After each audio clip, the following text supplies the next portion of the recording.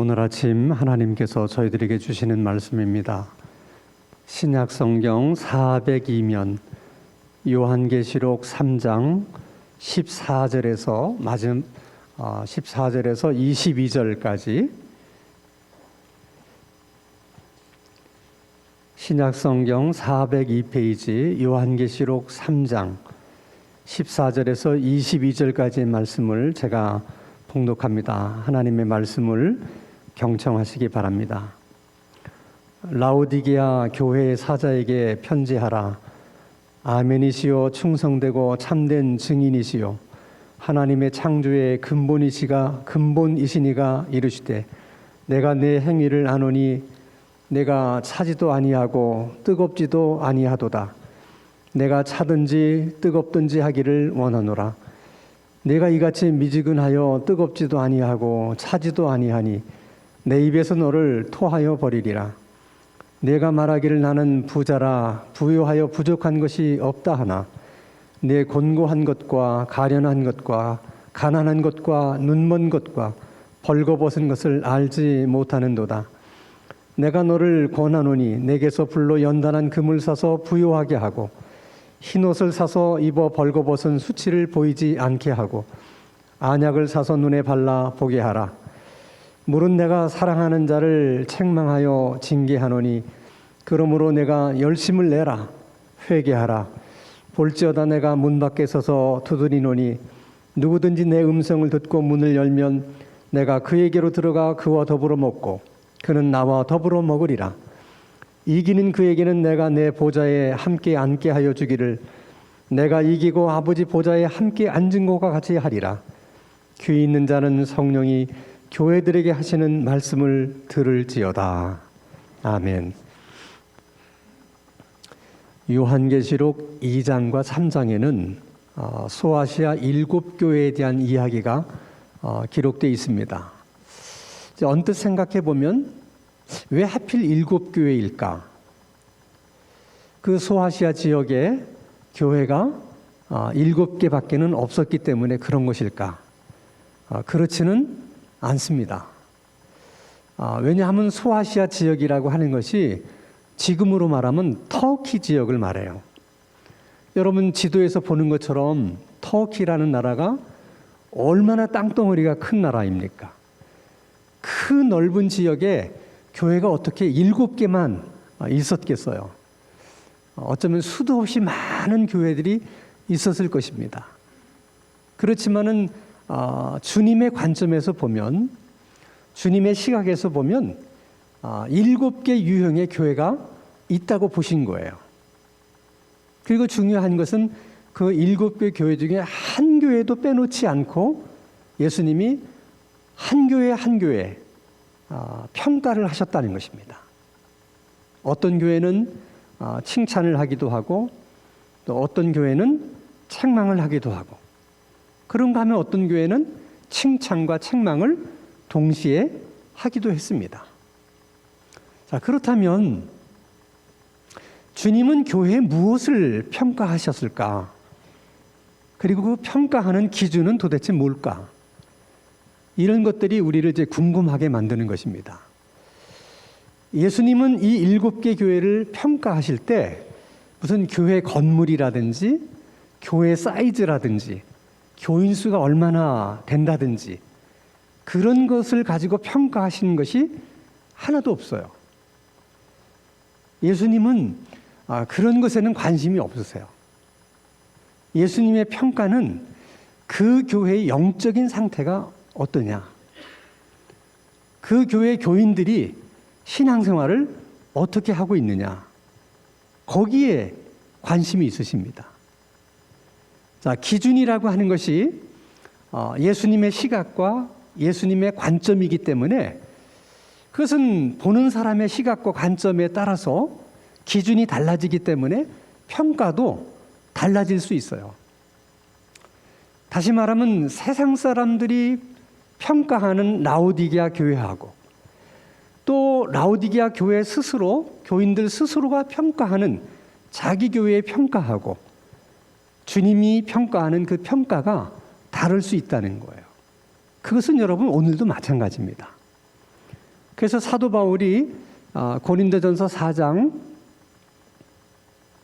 3절에서 4절을 보면 이런 고백을 해요. 너희에게나 다른 사람에게나 판단받는 것이 내게는 매우 작은 일이라. 나도 나를 판단하지 아니하노니 내가 자책할 아무것도 깨닫지 못하나 이로 말미암아 의롭다 함을 얻지 못하노라. 다만 나를 심판하실 이는 주시니라. 사도 바울은 나름대로 전도도 열심히 하신 분이고 그리고 목회도 열심히 하신 분입니다. 자, 사도 바울이 얼마나 전도를 열심히 했고 또 목회를 얼마나 열심히 했고 얼마나 주님 앞에 충성했고 또 얼마나 신앙생활을 잘했느냐. 다른 사람들이 평가해요. 그리고 자신도 스스로 자기를 돌아보면서 평가를 해요.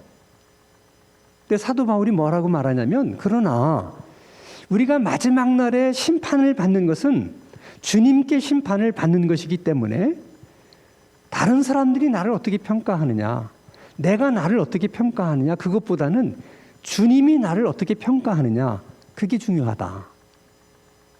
물론 여러분, 세상 사람들이 우리 교회를 어떻게 평가하느냐 중요할 수 있어요. 또 우리 스스로가 우리 교회를 어떻게 평가하느냐 하는 것도 나름대로 의미가 있을 수 있어요. 그러나 그것에 너무 우리가 연연해서는 안 된다는 것입니다. 왜냐하면 세상 사람들이 다 우리 교회를 좋은 교회라고 평가하고 또 우리 스스로도 우리 교회를 굉장히 좋은 교회라고 평가하더라도 주님은 아니다. 얼마든지 그렇게 말하실 수 있는 거예요. 또 반대로 세상 사람들은 우리 교회에 대해서 그렇게 좋은 교회라고 평가를 하지 않고 또 우리 스스로도 우리 교회를 그렇게 굉장히 훌륭한 교회다 이렇게 스스로 평가하지 않는다 하더라도 오히려 주님은 그렇지 않다. 너희 교회는 정말 괜찮은 교회고 좋은 교회고 훌륭한 교회다.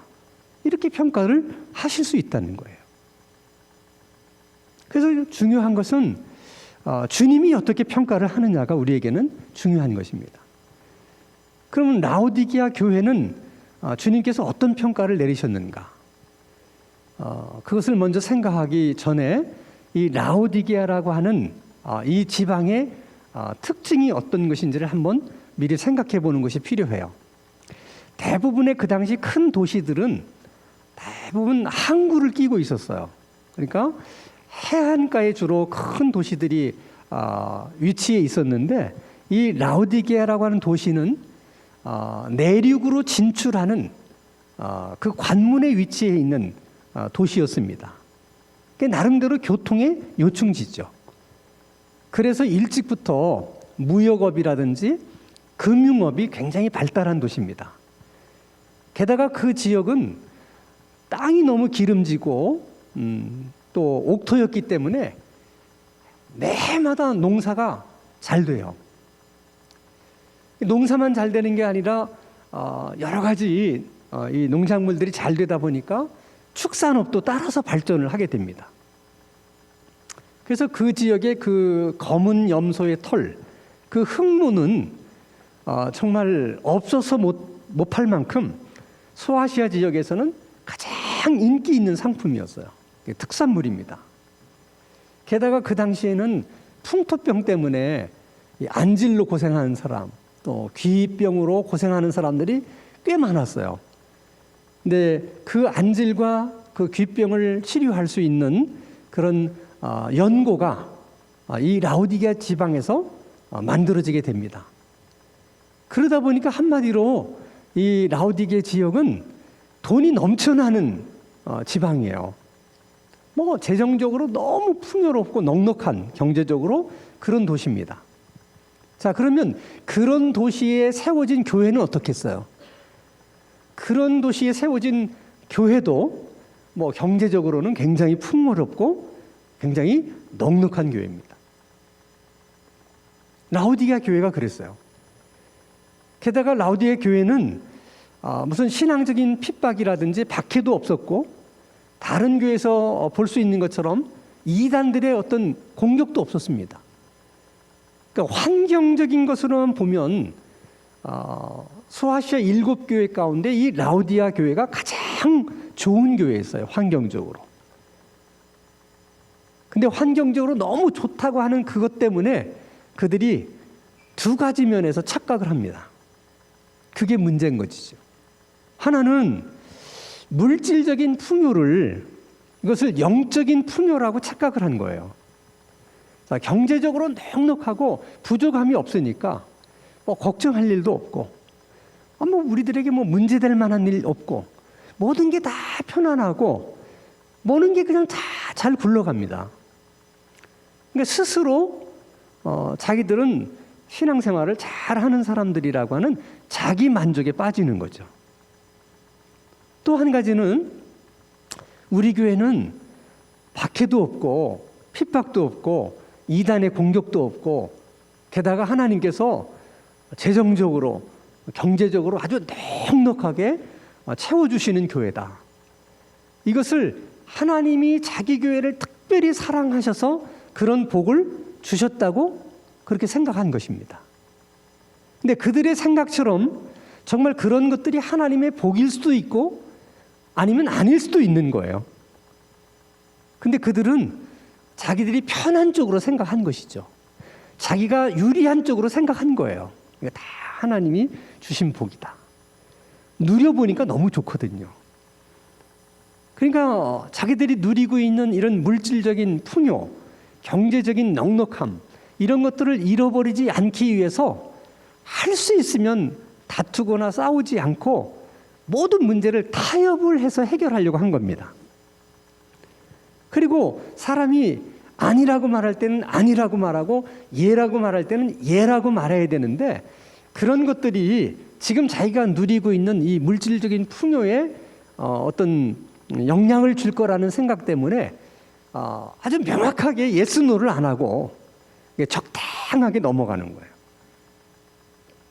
그리고 필요하면 교회 쪽에 줄을 섰다가 좀 불리해지면 또 세상 쪽에 가서 줄을 섭니다.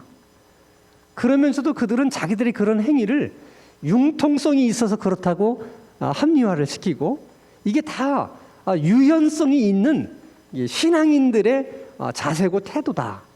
이렇게 합리화를 시키는 겁니다. 자, 이런 라오디아 교회에 예수님이 나타나세요. 근데 예수님이 소아시아 7교회에 나타날 때마다 모습이 달라지셔요. 그러니까 그 교회의 가장 적당한 모습으로 예수님이 나타나시는 거예요. 그럼 라오디아 교회는 예수님이 어떤 모습으로 나타나셨느냐? 자, 계시록 3장 14절의 말씀 보면 라오디게아 교회의 사자에게 편지하라. 아멘이시오. 충성되고 참된 증인이시오. 그러니까 라오디아 교회에 나타나신 주님은 충성되고 참된 증인의 모습으로 나타나셨다는 것이죠. 왜 그러느냐? 예수님은 이 땅의 공상에 33년을 사는 동안 한 번도 하나님의 말씀 앞에 노라고 말씀하신 적이 없어요. 항상 하나님이 말씀하시면 아멘, 예스라고만 대답하셨어요. 그러나 반대로 종교 지도자들의 잘못된 행위를 보고는 예수님은 언제나 그건 아니다. 그렇게 말하면 그들이 싫어할 줄을 알았어요. 그들이 자기를 미워하고 핍박할 줄도 알았어요. 그럼에도 불구하고 아닌 것에 대해서는 아니라고 분명히 예수님은 말씀을 하셨습니다. 그런 예수님의 입장에서 보면 라오디아 교회 교인들은 진실하지 못한 거예요. 비겁한 거예요. 그래서 예수님 말씀하시는 거예요. 찾은 것도 아니고 그렇다고 뜨거운 것도 아니고 신앙생활을 안 하는 것도 아닌데 또 보면 하는 것도 아니야.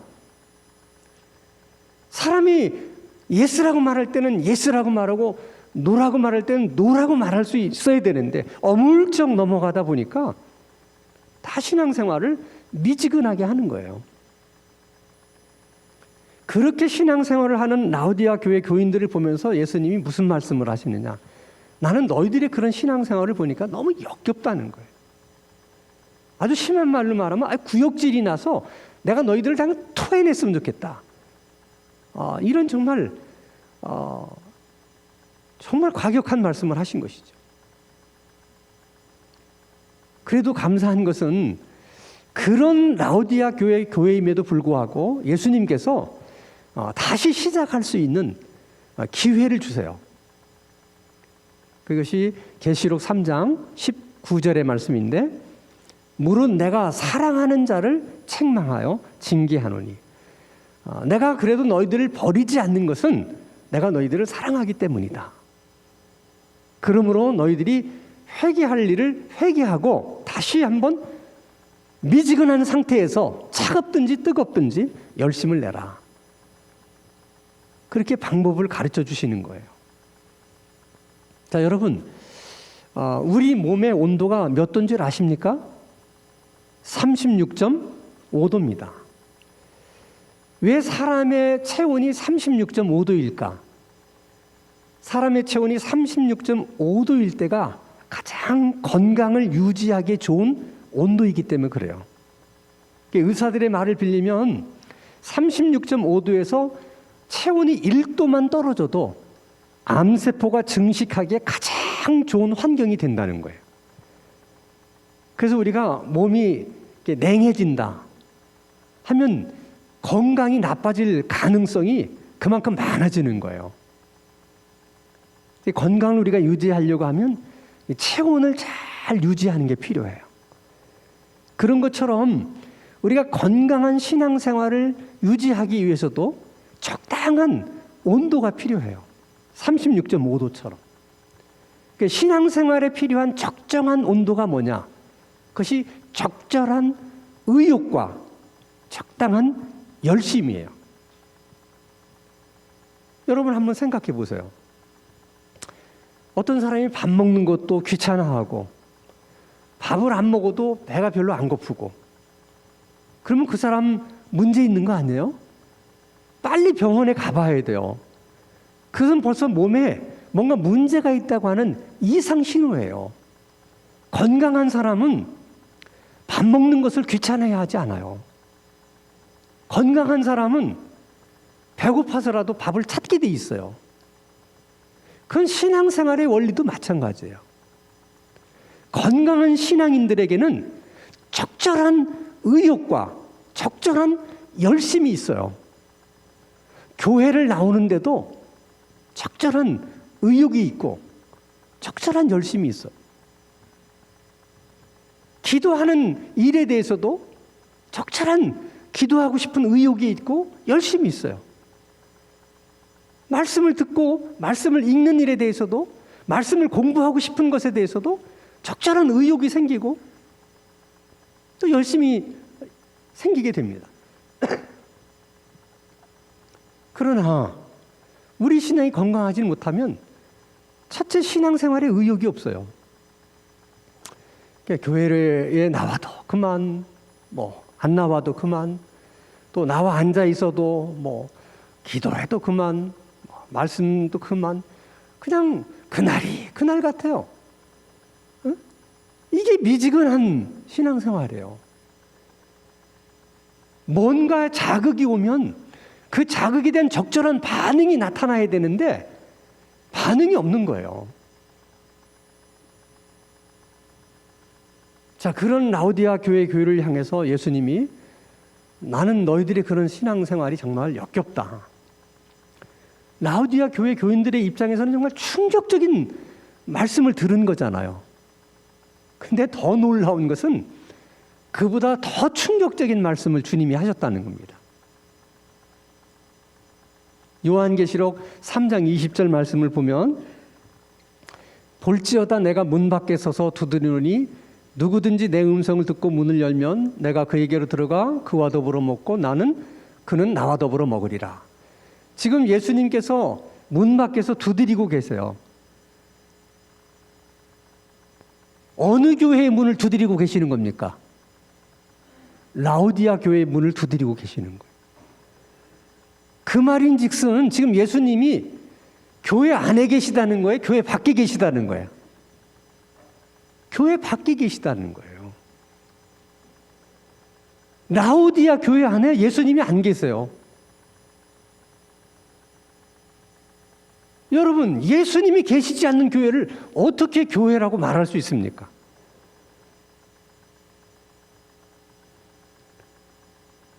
라오디아 교회가 처음부터 그러지는 않았을 거예요. 왜? 처음부터 그랬다면 교회가 세워질 수 없었겠죠. 근데 어느 순간부터 이 물질적인 풍요, 경제적인 넉넉함이 삶의 편안함을 가져다 주니까 예수님에 대한 필요를 느끼지 못하는 거예요. 예수님이 하실 수 있는 것들이 대부분 다 물질이 해주기 때문에 예수님이 있어야 될 자리에 다 물질적인 것이 다 자리 잡고 있는 것입니다. 그러니까 예수님이 설 자리가 없는 거예요. 그럼 예수님의 필요를 느끼지 못하는데, 그래서 예수님을 교인들이 찾지를 않는데 예수님이 그 교회에 있어야 될 이유가 뭐가 있겠어요? 그래서 조금씩 밀려나다가 결국 교회 문 밖으로 나가는 것이죠. 더 큰 문제는 그들은 자기 교회 안에 예수님이 없다는 사실조차도 몰랐다는 거예요. 그러니까 예수님이 안 계시는데도 신앙생활을 한 거예요.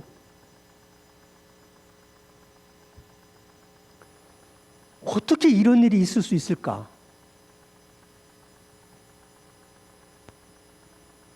그런 일이 있기 때문에 주님께서 이 말씀을 기록하신 거예요. 그럼 이런 말씀을 들으면서, 그러면 주님께서 한국교회를 평가하신다면 어떻게 평가를 하실까? 우리 신당중앙교회를 평가하신다면 어떻게 평가를 하실까? 하는 것을 생각해 보게 된 것이에요. 자, 20년 전만 하더라도 한국교회는 끊임없이 교인들이 늘어났어요. 어느 교회든지 대부분 교인들이 늘어났어요. 교인들이 늘어나기 시작하니까 재정도 함께 늘어났어요. 그 어느 때보다도 교회가 경제적으로 넉넉한 교회들이 됐어요. 그래서 대부분 목사님들 그리고 교인들은 이것이 교회 성장이고 교회 부흥이고 하나님이 한국교회에 주신 특별한 축복이라고 생각을 했어요. 물론 그렇게 생각한 것처럼 정말 그것이 하나님의 은혜요 축복일 수도 있지만 사실 또 그렇지 않을 수도 있는데, 그런데 교회는 자기들에게 유리한 쪽으로 해석하고 생각한 거죠.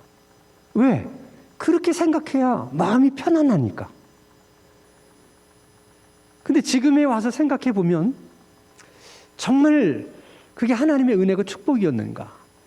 그게 정말 하나님이 보실 때 성장이고 부흥이었는가? 하는 것을 다시 한번 생각해 보게 되는 거예요. 우리 스스로가 착각한 것은 아닌가 하는 것이죠. 그게 착각이었다면 참 슬픈 일이에요. 근데 그보다 더 슬픈 일은 그보다 더 큰 착각을 우리가 하고 있을 수도 있다는 것입니다. 마태복음 7장 22절에서 23절 말씀을 보면, 자, 그날에 많은 사람들이 나더러 이르되 주여 주여 우리가 주의 이름으로 선지란 노릇하며 주의 이름으로 귀신을 쫓아내며 주의 이름으로 많은 권능을 행하지 아니하였나이까 하리니 그때 내가 그들에게 밝히 말하되 내가 너희를 도무지 알지 못하니 불법을 행하는 자들아 내게서 떠나가라 하리라. 많은 사람들이 주님 앞에 와서 뭐 이런 말 저런 말을 막 하니까 예수님이 뭐라고 말씀해요? 딱 한마디로 나는 너희들 모르겠다는 거예요. 자, 예수님께서 나는 너희들 모르겠다 이렇게 답변하신 말씀을 근거로 하면 지금 사람들이 와서 우리가 주님의 이름으로 선지자는 노릇을 하고 주의 이름으로 귀신을 쫓아내고 주님의 또 이름으로 많은 권능을 행했습니다. 이렇게 이야기하는 그 이야기의 핵심과 요지가 뭡니까? 나는 주님을 잘 안다는 거예요. 그들 생각에는 주님의 이름으로 선지자 노릇을 했기 때문에, 주님의 이름으로 귀신을 쫓아낸 적이 있기 때문에, 예수님의 이름으로 또 많은 권능을 행했기 때문에 자기들은 예수님을 잘 알고 잘 믿는 사람들이라고 생각한 거예요. 그래서 예수님 앞에서 자신 있게 얘기한 거예요. 우리는 주님을 잘 안다고. 근데 정작 주님은 뭐라고 말씀하시냐면 나는 모르겠다는 거예요.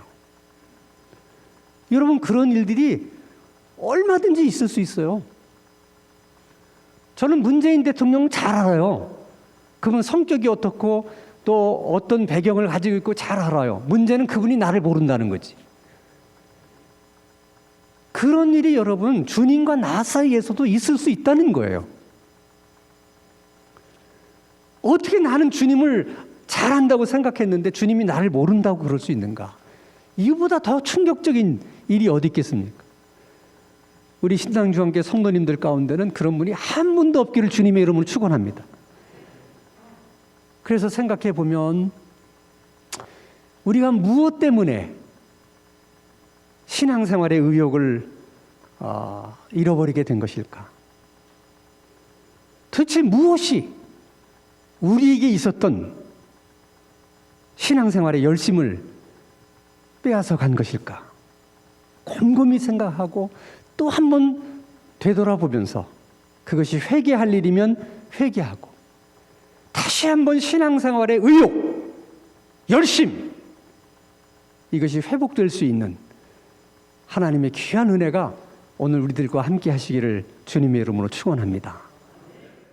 거룩하신 아버지 하나님, 우리가 착각 속에 신앙생활을 하지 않도록 항상 우리를 일깨워 주시고 저희들을 인도하여 주시옵소서. 잃어버린 신앙생활의 의욕도 되찾게 하시고 잃어버린 열심도 회복할 수 있는 하나님, 그 귀한 은혜를 오늘 우리 모두에게 허락해 주시옵소서. 예수님의 이름으로 기도하옵나이다. 아멘.